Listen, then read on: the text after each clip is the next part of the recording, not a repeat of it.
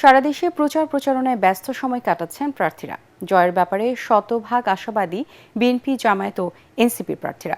ভোটের মাঠে সক্রিয় রয়েছেন জাতীয় পার্টি ও স্বতন্ত্র প্রার্থী সহ অন্য রাজনৈতিক দলের প্রার্থীরাও। জনগণের প্রত্যাশা শুধু কথার ফুলঝুরি নয়, প্রতিশ্রুতির শতভাগ বাস্তবায়ন চান তারা। আরও জানাচ্ছেন নিয়াজ্জামান সজীব। নির্বাচনের দিন যতই ঘনিয়ে আসছে ততই প্রচারণায় রাত দিন এক করে ভোটারদের দুয়ারে যাচ্ছেন প্রার্থীরা। ভোটাররা বলছেন এবার বিএনপি সমর্থিত জোট ও 11 দলীয় ঐক্য জোটের প্রার্থীদের মধ্যে দেশের বেশিরভাগ আসনে মূল প্রতিদ্বন্দ্বিতা হবে।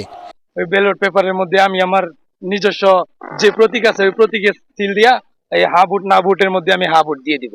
মেহেরপুর 1 আসনে প্রচারণা চালিয়েছেন বিএনপি প্রার্থী মাসুদ অরুণ। জনগণের বিপক্ষে যেই দল হবে নির্বাচনে আমরা তাদের অবশ্যই প্রতিহত করব। নাটোর 3 আসনে বিএনপি প্রার্থী অধ্যক্ষ আনোয়ারুল ইসলাম আনু ও স্বতন্ত্র প্রার্থী দাউদার মাহমুদ ভোট প্রার্থনা করেছেন। নাটোর 2 আসনে গণসংযোগ করেছেন জামায়াতের প্রার্থী অধ্যাপক ইউনুস আলী ও বিএনপি প্রার্থী অ্যাডভোকেট এম রুহুল কুদ্দুস তালুকদার দুলু। গাইবান্ধার 5টি সংসদীয় আসনে বিএনপি, জামায়াতে ইসলামী, জাতীয় পার্টি, ইসলামী আন্দোলন ও স্বতন্ত্র প্রার্থীরা নিয়মিত গণসংযোগ করছেন। এই নির্বাচনের মধ্য দিয়ে আমরা নতুন বাংলাদেশ দেখতে চাই। কুড়িগ্রাম 1 আসনে শেষ মুহূর্তে জমে উঠেছে নির্বাচনী প্রচারণা। নিজ দলের প্রতীক নিয়ে হাটে, ঘাটে, বাজারে ও পাড়া মহল্লায় ভোট চাইছেন প্রার্থীরা। ঢাকা 19 আসনে বিএনপি প্রার্থী ডাক্তার দেওয়ান মোহাম্মদ সালাউদ্দিন বাবু আশুলিয়ায় প্রচারণা চালিয়েছেন।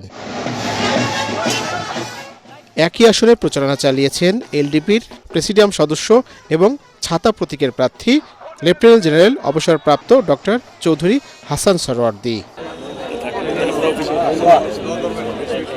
ন্যায় ও ইনসাফের কুমিল্লা গড়ার প্রতিশ্রুতি নিয়ে কুমিল্লা 6 আসনের জামায়াতের প্রার্থী কাজী দ্বীন মোহাম্মদ নির্বাচনী ইশতেহার ঘোষণা করেছেন। এই 6টা জিনিস থেকে মুক্ত হব, মুক্ত করব। নিয়াজ্জামান সজীব, এটিএন বাংলা।